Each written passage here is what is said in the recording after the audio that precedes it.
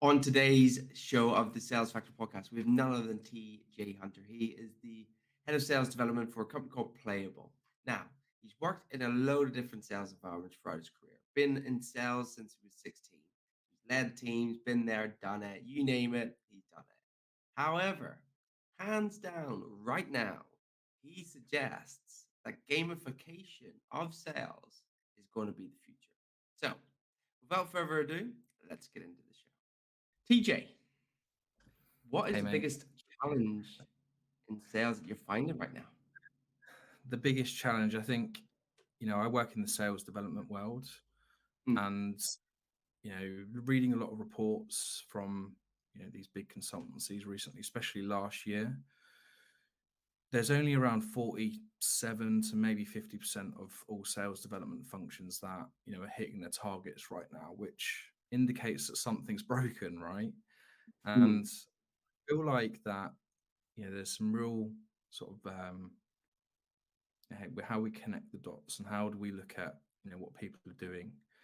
So there's this sort of general run of the mill strategy with sales outreach deployed on yeah, yeah. what the multi-channel approach is. So things like phone, email, and LinkedIn, sort of the core sort of trinity, as they say, right? You've also got things like direct mailing and um, a few other things as well, but they're the main ones, right? And I feel like we're at a point now where that has really exhausted, and everyone's kind of running the same scenarios. If you look at general outreach emails, they kind of run a similar talk track. It's something like, "Hey, Mr. or Mrs. Prospect, I see your XYZ job title at XYZ company, and when I talk to similar people like yourself, they normally face one or two problems, XYZ, Mm, XYZ. And this is how our company potentially solves that. If you're interested, let's have a chat." And I feel like that's kind of done to death, to be honest. yeah, Um, I if agree. you look at the results, right, of return and reply rates and actually book rates, most SDR or sales development function now, they're struggling to get above 2% from top of funnel activity to book meeting across the board. Mm, Reply rates have dwindled year on year. If you get above 1% reply rates, that's considered a good campaign or a good email now. mm. So, it's broken. So I guess the question is sort of how do we do things differently, right? Absolutely. Even way back in sales, like I used to do like email campaigns, but never like really got responses. Whether that was the campaign or the email was written badly or wasn't great, didn't have no call to action or anything in it. Like there's a number of ways to slice it and dice it, but I don't Yeah. know. I was always like the person on the phone, get them on the phone, personality, tonality, and like that. I'll win them that way. If you can get me in front of someone, I'll win them. Um, Yeah.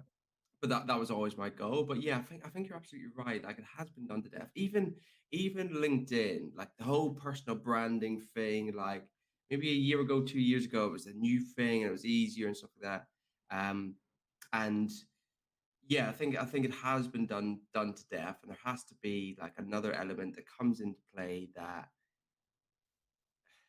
I suppose like gets a higher percent in responses because that's the ultimate goal, right? We want more people knowing who we are. If we're doing all this work for emails and cold outreach and cold calls, but we're not getting anything in return, like fundamentally there has to be something changed. So Exactly. what what should people be thinking about in terms of something new that can generate higher, like what if you saw that works quite well to get higher response rate or higher meetings, so people can actually hit the targets and do well at the job. Yeah. Cool. So I think the key is in the title of this, right? Sales I know. gamification. Yeah. Um, no, I think we're kind of fast forwarding a little bit here, but I guess the question to yourself, Aaron, is what do you think sales gamification is? When you think of sales gamification, like, have you come across it in the past? Have you experienced it in the past? Good question. Only from what I never came across it before me and you both spoke. Yeah. Um, pre sales, I used to be a game developer, so I understand how to keep people engaged, like keep them hooked into constantly playing and going back, and that adrenaline rush or those endorphins that are released that gives that kick to keep people engaged in the game. Like I used to play games for Yeah. hours and hours, got lost in it. So I understand that aspect of it, and only briefly what we've discussed about how do you apply that to sales. Yeah. So just for the viewers, the audience, yeah, if you want to give a high level overview of what it actually means. Awesome. So normally what people think about sales gamification is that it's an internal factor, right? Normally when you come across sales gamification, it's that, sales floor, you close a deal, you ring the bell, you might get a spin on the Mm, wheel, you get these, MVP clubs, president clubs, that elusive yeah, trip to Barbados that no one ever bloody wins, or at least it's the same person that wins it every year, right? that's And that's great, it. great to motivate your team. I think some people sort of like won Rolexes and stuff in the past where I've worked. Yeah. But above and beyond that, it's great to motivate your team internally, but actually, how do we create a user experience, customer facing Mm, wise, right?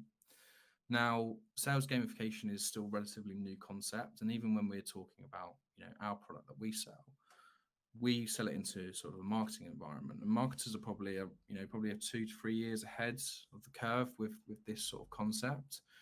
But I guess the answer to your question is really to start thinking a little bit more like a marketer and how you actually interact your customers. Because the old ways of doing things, like I said, 50% of teams sales development aren't hitting their quota. So something's broken, right? mm, So we really need to start thinking about how do we attract and engage our customers at a higher rate. And it's all about buying experience. Yeah. yeah.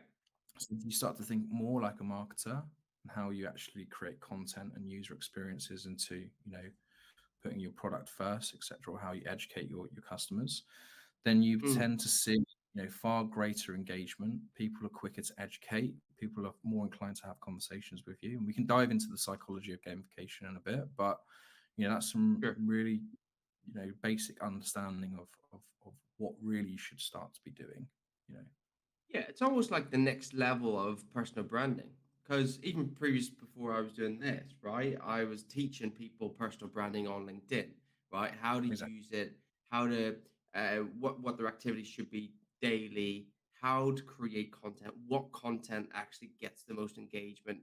And it Yeah. was always three pillars, right? You as an individual, because people need to know who you are, um, educating or providing value, which is your expertise, your knowledge, because you as a salesperson need to know what you're talking about. And Yeah. then the last element was how good are you? Because you can have all the knowledge and be great personal, but if you're not good at your job, or if you're not, if the product isn't great, it's not going to sell, right? So there's always those three areas that you want to allow your audience to understand and get to know you, so that they can engage with you, and then off that engagement, then you can follow up and book meetings and stuff like that. So, yeah, like from what you just said, it looks like it's like the next level above that, because Mhm. I think everyone's fighting for attention now. Everyone's fighting for that content, that engagement, etc. So, yeah, I can definitely see how this can really be the next step on top of that. So I think you kind of you hit the nail on the head with a few points there, right? Excuse me, my Slack is going crazy. That's all Yeah, right. you sort of nail on the head with a few points, right? One was talking about the attention, and nowadays the attention is the currency that we deal with, right? As salespeople, we're constantly, what you'd call peacocking around how do we get customers to know, like, and buy from us. Yeah. Yeah. Um, but additionally, you said about, the personal branding side, which actually relates into something, far larger. And what I think most companies forget to realize is actually who you're selling to, you know, but far beyond what just general ICP looks like, actually generationally, how do you sell to people? Yeah. Mm, And what this entails is if you look at, the boomer generation compared to the millennials, compared to the Gen Zs, you have to understand that they are digital natives, the younger generations, right?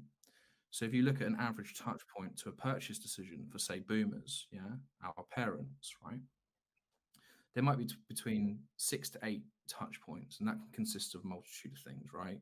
An ad placement, a phone call, a bit of social proof, word of mouth, and then a purchase decision might happen. Us as millennials, we might have, social, website, email, direct mail, there's probably around 10 to 20 touch points, right? Mhm. So as you can see, as we go lower in the generations, the attention to, or the currency is the attention, right? And it's becoming harder and harder to gain that attention to create purchasing decisions. Now, if you dive into the gamification world, right, talking about what we're doing currently in general sort of strategies around sales development is broken. If you start to implement gamification into that, yeah, you can potentially Yeah. see huge uplift in the amount of attention that you get from your potential buyers. And the reason being, talking about the psychology of gamification, right? Mm. Humans, and I don't want to sound like I'm a sort of a university lecturer here, giving you a lesson around human evolution, but it's a real good concept to understand that we're hardwired as humans to be competitive. Yeah, it's a Yep. survival tactic, yeah, and that's what's kept us Mhm. alive for so many millennia and so many years, right? So with that in mind, when you're playing games, the engagement is so much higher, yeah. But additionally, something happens in our brains when we're playing games. Do you know what that is? Mm. We have a chemical imbalance, right, or a chemical Yeah. reaction to play games, yeah, and we start to get endorphins released into our brains, which makes us happy, yeah. So Mm. when you're playing a game, even if it is competitive and you're losing, you're still getting that endorphin rush, right? Mm. So if you're, maybe educating your customers through gamification, they're going to be far more engaged compared to, say, just a general email or a general phone call. If they play a game, we see such a increase in terms of the engagement rate that I really feel that gamification is really the next big thing that a lot of people are missing out on. So yeah, I rambled on a little bit of that, but hopefully you So understand I bro. the No, concept. it's good. It's good. Like I really love the concept. I think it's Yeah. and you're so right. Regardless of the psychology behind it, the endorphins and everything that's released to make people happy. Like you look Mhm. at Candy Crush, for example. Right? I know we're going off piece, but the amount of people that I saw on the tube, on buses, just constantly just bang, bang, bang. And if Yeah. attention is the currency that we are fighting for, and Yeah. you're looking like look around you, you can see people. They're on the phones, they're on games, they're playing it. So I go Do in. You were gonna say something? the most expensive ad placements in the whole world are? Can you guess? Yeah, it's gonna be games, right? It's gonna be No, actually, it's the oh. most expensive place to place your advertisement is in the cinema. And do you know why? Hmm. Like, you walk into a cinema, you've got your popcorn, you've got your sweets, you might be on a date, I don't know, whatever. You're sitting there. The first thing that pops up on the screen, right, is Yeah. please switch off your phones because the film's Mm. about to and then what happens is the adverts start to run. Yeah. Yeah. They're the most expensive ads because they know that the audience is 100% engaged because you have to sit in the cinema, you have to be quiet, you're 100% focused on, you're getting ready for the film. The only other place that's the most expensive to put ad placements is something like the Super Bowl or the World Cup, right? Because they know that there's That's just fair. millions and millions of viewerships, Yeah. right? Um, so that you have to think about again the psychology of the placing games in front of your audience when attention is the currency. Games are definitely the way forward. Yeah. Now, if you Mm. look at people like OTT providers, so similarly to something like Netflix, right? They're starting to Yeah. gamify their whole platform because what they're concerned about is something called the secondary screen. Yeah. Similarly to sort of like What's that? Spotify. Yeah. So basically, if you're sitting at home, you might be sat down with your partner, you put something Mm. on Netflix, but you're sitting on your phone on TikTok, Yeah. Ooh, yeah, yeah, yeah, So Netflix yeah, actually becomes something called the second screen, and that's what their biggest concern is. So if you look at Netflix now, they're starting to gamify their platform. I think the most recent one you saw right. Bear Grylls, where you had basically a decision tree to progress to the next step. So Bear Grylls is in the forest, and you get to a certain scenario. It's like, do I jump down the cliff or do I take the mountain? Okay, well, we're going to jump down the cliff, and his flipping rope breaks. He falls in the river, right? But that's a game mechanic. Yeah, so you can start to see that this is something that is really Yeah, an up trend in some of the biggest players in the world. And I feel like if salespeople don't start to implement that into their sales outreach, we're going to be kind of left in the dust, especially if you've got things like Chat GPT with the threat of replacing people. You yeah. need to kind of We're not going game to a go down little. that rabbit hole. We're not going to go down Yeah. that rabbit hole today. Like we'll be here for hours. um, yeah, no, like I think, like I said before, I think yeah, if attention is the currency, and we know that people, um, they focus on games. Like they're not the blinkers are on. They're engaged. And if we understand that, then it Yeah. makes sense to then implement it into your sales process because. And I imagine like it doesn't need to be this big, massive, wonderful game. There's going to be different types of games that you can test out, right? Yeah. Shall we see a game in, So, in action? have you got one? Yeah. So this is a Uh, game that we push out.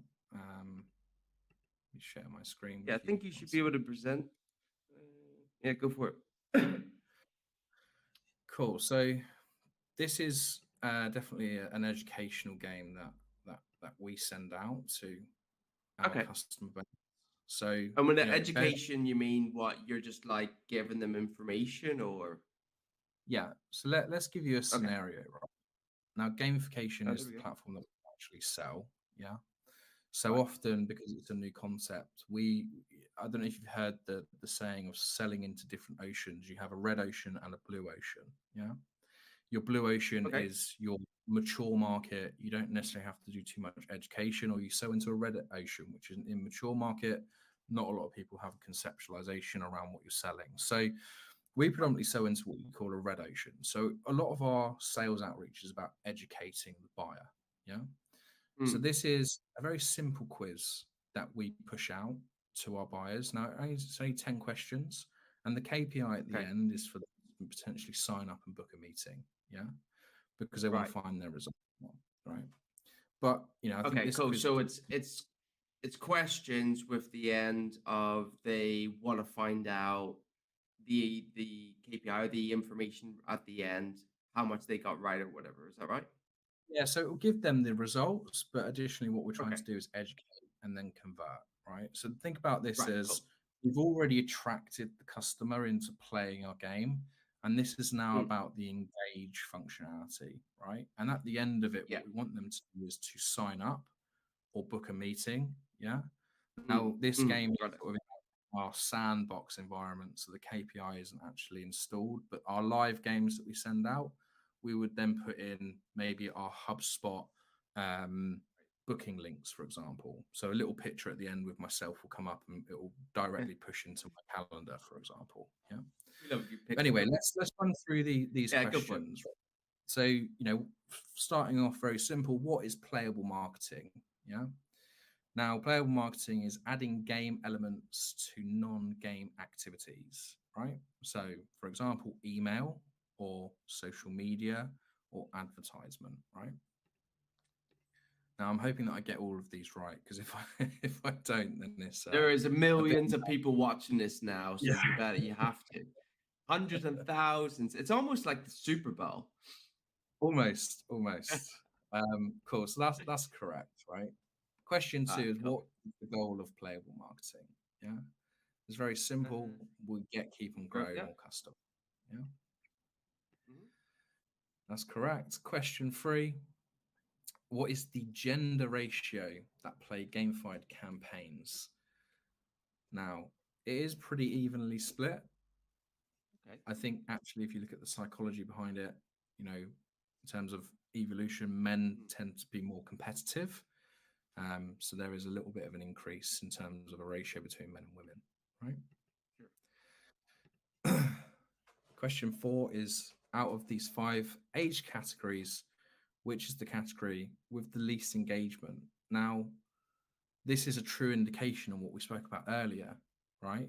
Talking about Mm. boomers, millennials, and Gen Z. Yeah, Gen Z. Now we say, the least engaged people, but actually, if you look at, the currency is attention. The younger Mm. generation have far more touch points around, their purchasing decisions. So the lowest engagement is actually from the younger generations, and I think this speaks to what I was No. talking about earlier. Yeah, Yeah, because you would think they would be like more susceptible, more more yeah, engagement because they've got all these touch points. But then yeah. thinking about it, you look at TikTok, right? And it's just like swipe, swipe, swipe, swipe, swipe, swipe, swipe. So maybe the attention span Yeah, isn't quite there as maybe yeah, someone in the 30s as a millennial or boomer that has more of an attention span to do one thing and focus on it. exactly. Yeah. Interesting. So the younger Mm. generations are the big users, but their attention Yeah. is far lower because they have far more apps or Mm. attention to basically divvy out in terms of a resource, right? Right. So 18 to Yeah. 24 is the lowest engaged demographic, right? So when boomers might say, well, gamification isn't something for me, actually you're the most engaged people across the board. If you Yeah. look at my mum, for example, she absolutely loves Candy Crush and she has been an avid user since the day it came out. And I don't think she'll ever stop playing it, right? So if you talk Uh, about retention of customers, she is the perfect example. Whereas, 18 to there 24-year-olds we go. always the next thing, right? Anyway, next question. So digital content is viewed on average for 15 seconds and a digital advertisement for 2 seconds, right? There are really important metrics here. Yeah. So what's the Mm. average time spent with brand engagement through playable marketing? Now, this is obviously, something that we send out to marketers, but if we put it into a sales realm, we get a Yeah. similar result. Yeah. So remember 15 and 2 seconds with playable marketing, we see averagely 65 seconds plus. So above 1 minute. Yeah. Long. Some 2 to 3 minutes at best. Yeah. Yeah. So question 6, up to what percentage is the saving cost per lead per campaign? Right. Now, I think I got this one right last time. It's 50%. You've been Yeah. practicing, DJ. You've been practicing. I should know these off the back of my hand, I right? mean, come on now. Yeah, I wouldn't be a very good sales guy if I didn't know this, right? No. So 50%. Maybe you should use What? gamification in your sales. Yeah, who thought about that? Hey. Who thought about Um, that? so the average opt-in rate worldwide is 1.95%. Yeah. Now we can put this into similar sales environment if we look at say email reply rates. Yeah. Now, email Mm. reply rates have dwindled year on year. Now, if you get Yeah. above 1%, yeah, that's considered a good email campaign or a good email that you've written. So, if we say it's 2% averagely with sales gamification, we can then start to see an average of around 43% conversion. Yeah. Wow. So, as Which you is can massive. see, huge increase in terms Yeah, of the yeah, yeah. engagement reply rates. Yeah.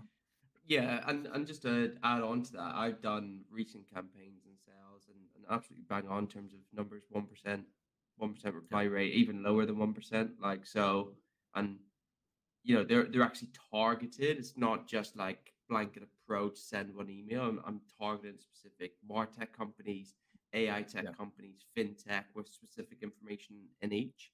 But then you got to Yeah. think that everybody's doing it. Everybody's probably bombarding them, and again, then they've got their own job and all their own stuff to do during the day, and it's just another Yeah. email, right? So, Thanks. yeah, very, very interesting statistic Yeah.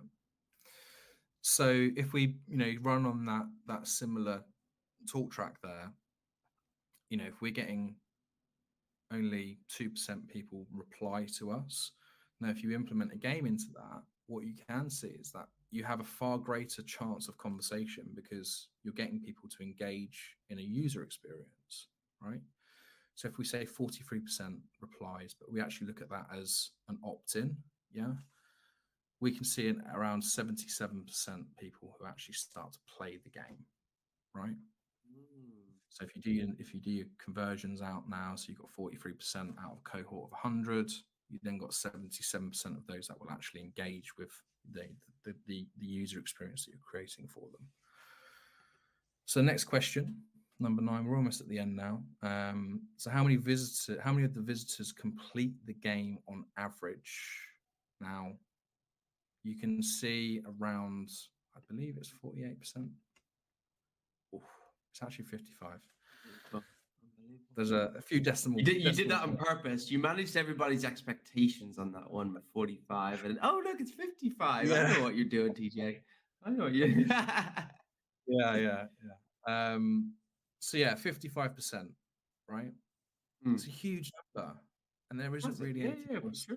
doing this. You know, if you look at the channels out there that we operate, LinkedIn, phone, email, voice notes, Yeah. videos, you know, I think there was a big kind of hype around video prospecting when it first came out.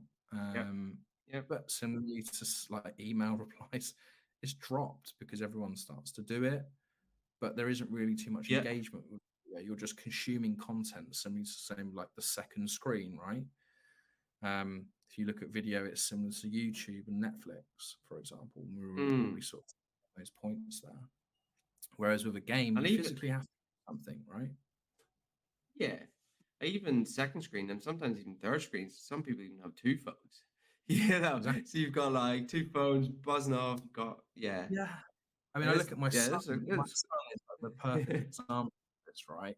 He has the yeah. TV in the background. He's then on his iPad. He's then like talking to his sister, telling her to be quiet, right? There's just they have so much going on, and how they operate, you know, and how they sort of navigate this digital environment now. Mm. They're the biggest users, but their attention span is so small.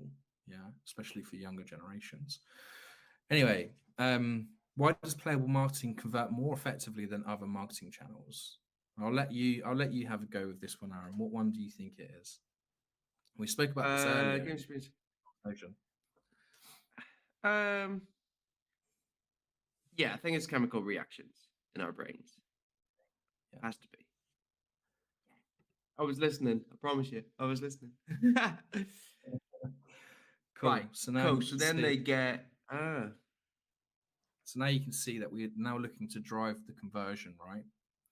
So normally what we mm, do is we can do one of two things. This will basically go straight into our CRM because it's connected through an integration. So, you know, for example, if you own this contact that you've sent this out to, you can see if they sign up to this registration form. Additionally, what you can do is we can integrate, you know, your direct booking link, something like Calendly or your HubSpot calendar link, which then they can book directly into your diary. Yeah. yeah. Or additionally, what you can do is you can then push them into another game if you wanted to. Maybe you want to start collecting some more information. Yeah. Mm, And this is where it becomes really super interesting, right? Is how yeah. do you use the data to create better user experience or better sales experience for the buyer? Now, what to give you an example, you've now educated them on playable marketing, right? Or you've now Yeah. educated them through, you know, your product or service, right? Now, to give you a good example, you say you work in a retail setting, yeah, you've just educated them about, you know, what you do as a business. You now then push them into maybe like a product selector game, yeah. So, for example, you're a retail brand, right? You've got, Mhm. say, you're talking to females who tend to buy more makeup than men. You could then go then on to say a product selector or a personality test. Find out what kind of makeup suits you best. Yeah. Right. Do you like Yeah. Yeah. nudes colors? Do you like bold colors? Okay, I like more nude colors. Do you prefer, you know, red lipstick over dark lipstick? Right. And we start to then build up, you know, a profile of the customer. Let's maybe do a different one in more of like a B2B and sales setting, right? You could potentially say you're launching a new product, yeah, and you Sure. have 4 products, on your roster, yeah, that you sell. Now you could potentially run a targeted personality test to say a vertical, right? Now you display the four products in a vertical. You say, well, you choose which one you feel would be best for your vertical. Now, say you do a cohort of 1,000 people, and then within that vertical, 40% of that vertical chooses product three over one, two, and four, right? Mhm. You've now gained valuable market insight, and you can then run a targeted sales campaign to that specific vertical with that leading product. Yeah. Yeah. And this is becomes really powerful. That is, yeah, absolutely. Because again, if you take away the gamification, playable quizzes and stuff like that, right? To try Yeah. and get that information is going to be it's going to be quite hard because you have to get through into that person, meet them, build a relationship, find out, and then over time, where yeah, if you can really nip that from a time perspective down to then get them engage with the brand, the product, what you're doing, and then it's kind of a trade-off. You give us this, and we're going to give you that. You give us this, we're going to give you that, Yeah. which then keeps them bought in down the line. So, yeah, really like that quiz. I thought that was great. A couple questions. So you said like 48% of people complete the quiz, or 55% complete the quiz. So, is there a way to track the data of people that don't? Because largely, yes, the data set that you're going to get and the KPI to book the meeting is Mhm. great. And Yeah. we can springboard off that, and you're going to get a higher response, higher meeting booked in. Great. But what about the Yeah. people that don't complete it? Is there a way to track that to then follow up with them and retarget them, or yeah, you can do all that. Yeah, exactly. So you can do it in multitude of ways, right? You can basically Yeah. send them, a unique link, for example. Yeah. You can Right. also Okay. So you based off have their an actions. integration. Yeah, Mhm. so we can deploy our platform across multiple channels, even in a physical setting, right? So we work with a lot of retail brands who want to drive footfall through to their stores, and the way that they Mhm. do that is through QR codes, right? So, for Okay. example, there might be a QR code as you walk into the reception. There might be a Mhm. treasure hunt around the store. Right, go to the next stage and redeem your prize, for example. So you can consistently track the person through the buyer's journey. Now, in a sales setting, assuming that if you're outreaching to people, these people are already going to be in your CRM. You've already done your research and your profiling on them. They fit your ICP, Yeah. yada yada yada. Now, if you then start to send them targeted gamified experiences, you can track them through that whole buying experience. And it doesn't just have Mhm. to be at initial stages of sales outreach. You can push them through sales experiences all the way through, the sales cycle. Additionally, Right. after the fact, once they sign a contract in the CSM world, the customer success and upselling environment, it also works there. So it's Mm. multifaceted, right? And this is the great thing about it. Now we're kind of cursed in the sense of that it's deployable across so many different aspects of business that it's really hard for us to define what our best ICP is. Now we found that Sure. marketers tend to use it mostly, but we've sold it into HR, we've sold it into multitude of different business departments, and it's exceptional in every environment that it operates in. Yeah, definitely. So when you're deploying it out, like how have you found? I've got a couple questions around what type of games is there, and then I want to talk about performance numbers from what you saw. But Yeah, how do you actually deploy out the links? Because is it from email? Is it LinkedIn? Are you still using the multi-channel ways to actually send out the game yeah, to people, and then like how?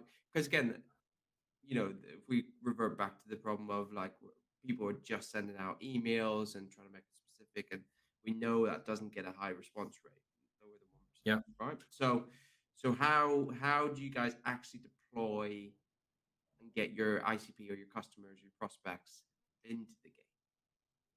Sure. So you can do it again a multitude of ways. The platform that we have is very flexible in the sense that it has a couple of options, right? First and foremost, you can build basically a landing page, so a Okay. micro effectively. Um, And similarly to sort of like WordPress or Wix or Squarespace, you kind Mm, of build that environment. So similar to what you saw with that quiz, that's in a landing page environment, right? Now, what you can do is you can just take that game flow and integrate it for an iframe onto your website in your app, maybe onto an iPad in terms of like a sandbox environment and a few other things, right? You could yeah, potentially deploy it through your advertisement, for example. Again, in a physical setting, you've got things like QR codes where people would scan and then it would take them to a landing page.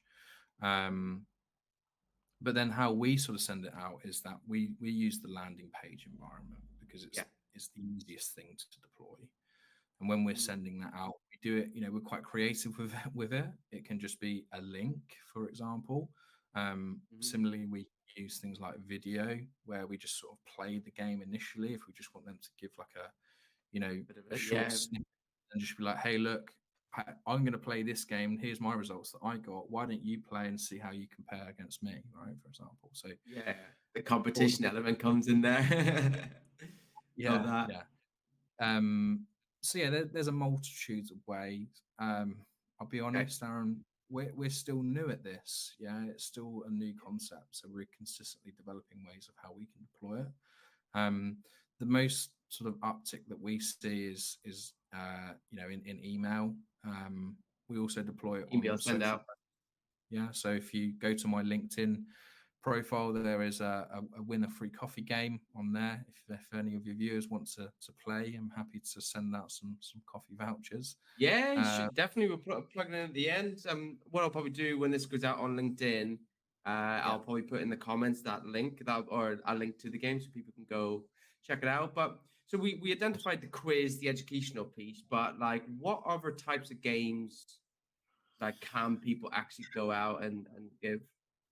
yeah, sure. So our platform has sort of 30 pre-templated games, but if you look at the game mechanics behind it, there's only really sort of three areas, right? And you've got skill-based games, so things Right. like Tetris. It might be, hit the target, shoot the target, for example. Yeah. Yeah. You've then got luck-based games, so spin the wheel, maybe a Right. slot machine type game. You've then got knowledge-based games, similar to what we've just seen around a quiz. Yeah, so how do we Mm, educate people? Yeah, or a product selector, for example. Yeah. So that's there's cool. what you have is the game mechanic, right? And then you have the Mm, actual template or the game environment underneath that. So, if yeah. you look at depending on what you want to achieve with the game, it really depends on, finding out what your KPI is and reverse engineering from there. So if you want people to sign up, you might want to choose, an educational game because what you're trying to do is engage and then convert, for example, similar to what we do with our quiz. If you're maybe looking to get people to win a discount and win a very, a free prize, for example, you might want to Yeah. do a luck-based game or a skill-based game. Yeah. So Right. spin the wheel, for example, spin the wheel and win one of three prizes. Yeah. Or win a discount Yeah. code, for example. Because what I'm thinking is like, if I say I came on board as a client, and I was thinking, I'd be like, okay, if we know attention is the Mm. currency, which we've said multiple times on the show, Yeah. like sometimes the educational one can be a bit long to go through. Yes. Yeah. So in my mind, I'd be like, okay, how do I grab their attention with maybe a luck game or a skill game or something where they can just, right? So I've grabbed their attention. It's fun, releases the endorphins. This is cool. This is new, whatever it may be. And then Mhm. off the back of that, then I can send them the educational to then book in the meeting because they're already bought in. Because Yeah. again, they still need to be educated. They still need to be be aware of what value you provide, etc. So that's quite Exactly. interesting. And you can link all them through. I mean, you could. I don't know if you guys do it, but you could probably even put them on a leaderboard against your other prospects, so they can all probably see who's winning, who's doing better, and stuff. That could be You quite can do cool. something like that. Yeah.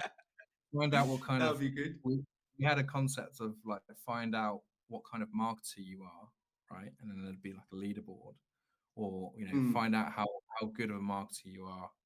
And then yeah. yeah, we haven't actually deployed it yet because I feel like there might be uh, some legalities around around that, but we do You something never similar. know. Yeah, that is exact. But I So think what you've kind of said there, you've hit the nail on the head with it, is that actually it's about creating a whole user experience instead of just yeah, one touch point, right? And this is where I yeah, feel like a lot of salespeople go wrong, is that they kind of stumble at that first point. You know, to give you an mm, example, most salespeople, they're always on to the next big thing. Yeah. So you get a contact, you maybe rung them a couple of times, you sent one or two emails, and no one bloody engages. So yeah, I'm all right, thanks. Move on to the next, right? And that's yeah, part and parcel of what we do as salespeople. But actually, how do we, get those people back in that we've kind of, we've not wasted their time, and we're getting more value from our customer base, right? And it's about yeah, creating that first user experience. So what you can do is link these games into each other. So you're right. How do you attract that initial attention, very high level? Yeah. Spin the wheel, win a coffee, win a free prize, redeem a discount, blah, blah, blah. Hey, why not find out what kind of marketer you are? What kind of, it depends on the products and services you sell, right? Cool. You're not educating. Okay. Then secondary game might be, you know, do a skill-based game and then book a meeting. The possibilities are endless, Aaron. I could sit here yeah. all day. It's You know, yeah. I'm getting excited about it, to be honest. Like I really think it's a great idea. I think if it's executed yes. perfectly, like because even people that don't finish it, great. There's going to be another game campaign that you can run to get them re-engaged. Like how do you reignite them to get back into the funnel? So Yeah. all sounds great. Love it. I think yeah, be interested to see how it develops over the next couple of years and how it's implemented into it. But let's talk Yep. numbers. So obviously you've been running this, physically from the team perspective. Um, but how has it actually, changed the business? How has it increased performance from your previous sales roles into what you're doing now? How have you saw, if you can give us some headline figures of meetings booked or KPIs that have been targets that have been met that you know people should be like, Yeah. I think, if we look at, say, a cohort of 100 companies, right? Cohort one, 50 companies have run a standard experience or a standard talk track of what we normally deploy, what most sales development functions deploy: phone, email, LinkedIn, maybe some direct mailing. Now, again, we all know the results from top of funnel activity to meeting booked, or first conversation booked, is around 2%, right? Now, if we take a cohort of 50 people, they run through a similar experience, but with gamified elements within it. We see normally around, the 20 to 30 mark in terms of percentage mm, conversion.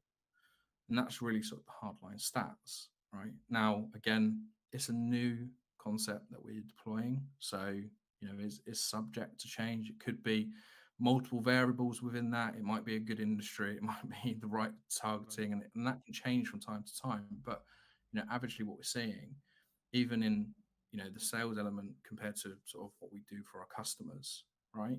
Mm. Our customers are experiencing it time and time again. It's kind of a bit of a proven concept now, and what we're trying to do with the sales side is now prove that concept in a similar environment. So yeah, that's really sort of the bottom line. I'll let you know how we get on. Hopefully, we kind of Yeah, keep yeah, on man. the. It'd be Yeah, great. Like I think it's. yeah, Oh, go ahead. I'm super excited about it. I haven't felt like this since sort of the days of, when like voice notes and video prospecting came around. you know that was Yeah, kind of like man. the next thing, and I feel like this is sort of is that, but much better. I'm already thinking like, how do I use it?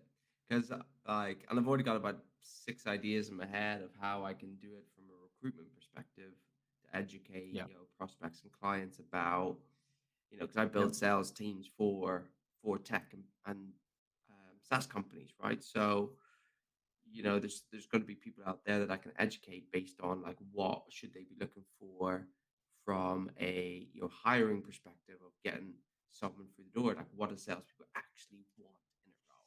exactly. what do they want in the business. It's not just like, yeah, increase in salary. Like there's even further nuance, which again, I've got a lot of that information, but this is not about me and what I'm doing. There's more about gamification of sales. So good. I think, yeah, from what you said, it sounds amazing, mate. I think it does need to be taken seriously, though. It's not just cool. Let's throw a game at it. Like, and I don't want people to take that away. I think if you are looking at, attention, and you understand the core fundamentals of grabbing that attention and then Yeah, using a game, which like, think to yourself, you listen to this now, do you play games yourself? Are you on the phone? Are you using the phone? Like, how much time do you spend on different games? So if you yeah, yourself are playing games, like your customers, your prospects, your ICP, they're no different.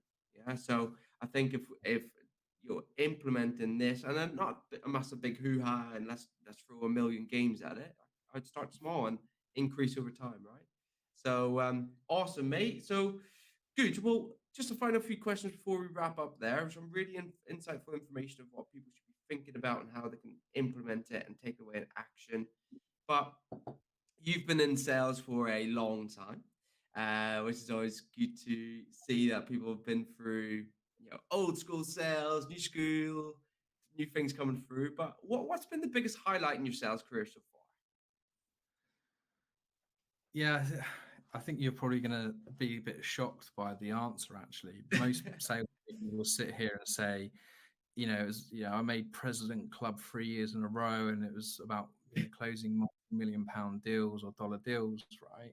And actually, for me, it isn't that. And Mm, just in terms of like my background, I've been a business owner for a number of years previously, right? mm, And I felt like actually I got to a place with my business. We had a consultancy that was doing sort of sales consultancy and marketing consultancy. And I kind of plateaued. It was a bit of a lifestyle business, right? And this is mm. before COVID hit. Now, the first lockdown, I lost 95% of my clientele overnight. Yeah, Ah, which is a very yep. humbling experience. Now, there is light at the end of this tunnel, I promise, Aaron. It isn't all doom Come and gloom. on. um, but it kind of put me into a place of like what refinding my passion again, because I felt like I'd plateaued, right? So Yeah. I made that humbling decision of going back into startup world and being an employee again, and that led me on a trajectory into some great experiences. So I was a part of a company called Content Cow or Content Calendar. Your previous guest Paul, I worked with him there, and How did you? Cool. um, Yeah, yeah, nice. yeah. So we worked together for a little while, and the experience there has really sort of taught me a lot. And you know, we was able to sort of lead up to a big acquisition from Adobe, which was a real great experience within itself. And that's kind of led me into a path of finding my passion again around sales, and what I want to achieve. So now I'm at Playable, and hopefully we can achieve something similar. It's a Amazing. new concept, and I feel like I'm a part of a really sort of exciting marketplace again. So Amazing. it's not necessarily Sign me achievement, up. it's a good Sign me up. experience. I'm ready. I'm ready to sign. I mean, that's an awesome story, mate. I think, yeah, I think so much in sales people can plateau. I've plateaued many times before, and Yeah, looking at something new, and eventually that's why I ended up going to start my own business, because yeah, I'd been there, done it, made a lot of money, done all the achievements and everything before, but I kind of wanted something of my own to put my own name on, and yeah, no one else to uh, look after me. It's all on me now. So really appreciate that, TJ. no So worries. really insightful information, as I said before. But if people want to reach out to you, how should they contact you? Feel free just to give. I know you've went through Playable, but if you want to give a high level, elevator pitch on the business, or if you're hiring for people right now, feel free to plug away. Yeah, sure. For the So audience. my name's TJ Hunter. I'm the head of sales development at Playable, which is a marketing gamification software. We are a SaaS business, and we help predominantly marketers. But again, if you've listened to the conversation, a very multifaceted platform which can be deployed across the board in multiple departments. The best way to contact myself is either via LinkedIn or I'm happy to share my email with some of your viewers afterwards. Yeah, yeah, go.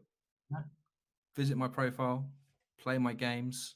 There's a Play few your games. links on my profile that you can play. And maybe if you're lucky, you can get a free coffee on me someday. Free coffee. I'm definitely going to take you up on that, mate. Awesome. Listen, really appreciate it. Thanks very much for taking the time today. And yeah, look forward to seeing how everything works out in the future. Getting you back on the show in the future and see, we'll do a recap. See, okay, we said this Yeah, then. Now we're talking about this. It'll be good to let's see do it. a comparison. Yeah, it didn't Cool. work, Aaron. Sorry, I No, lied. it didn't work. Find me a job. Good. Legend. All right, TJ, have a good day. And I'll speak to you soon. Appreciate it. Bye now. Thanks, Aaron. Wow, what an episode there with TJ. That was really insightful. If you think about sales, right? As we said in the podcast, right? The currency is attention. This day and age, everyone's out there. They got a million different data points hitting them every single day from their phone, their computer, social media, everything. So if we understand attention is going to be the currency, then how do we grab it? So TJ talked about the gamification. Great. Going out there. When people play games, like they're glued into their phone, they're focused. You've grabbed their attention. You're similar, like if you're in London or if you're in a major city, you're on a bus or you're on a tube, like look around, everyone's on the phone. They're on potentially, mostly a game. So if that's the case, then how do we then apply that to sales? How can we then use gamification in games to go out there, grab people's attention so they know who you are, what you do, your brand, the business, so that it makes sales much more easier when that you do reach out to them with the different game mechanics that I spoke about, a luck game or win a free coffee or educating your market, a huge one. Imagine doing that, going out, educating your market, keeping their attention on the game, and then they know who you are, etc. Great. Why would you not do it? Is it the future of sales? I think it's going to be definitely playing a big part. If we look at the last couple of years of like personal branding, and people are always looking at the next big thing, this could be a big potential that's going to come into allowing your customers to get to know who you are. So, if you are thinking about it, reach out to TJ, like you said. Really, the game that he showed was really simple, but you can see how it will work. You can see that it's grabbed the attention, and it's going to allow people to get to know you, and then hit that KPI, which is obviously the meeting, or in my case, the free call. So, this has been an episode with TJ Hunter about gamification. It's been the Sales Factor podcast. My name's Aaron, and I will see you on